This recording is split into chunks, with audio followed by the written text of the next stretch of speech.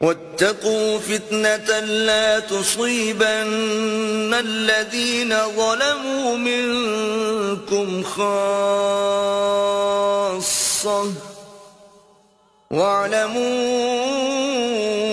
أن الله شديد العقاب.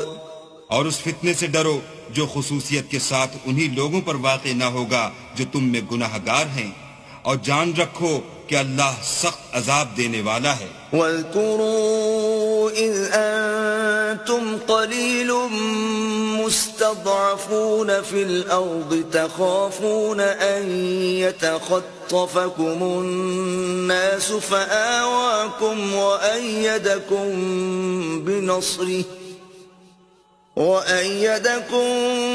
بنصره ورزقكم من الطيبات لعلكم تشكرون.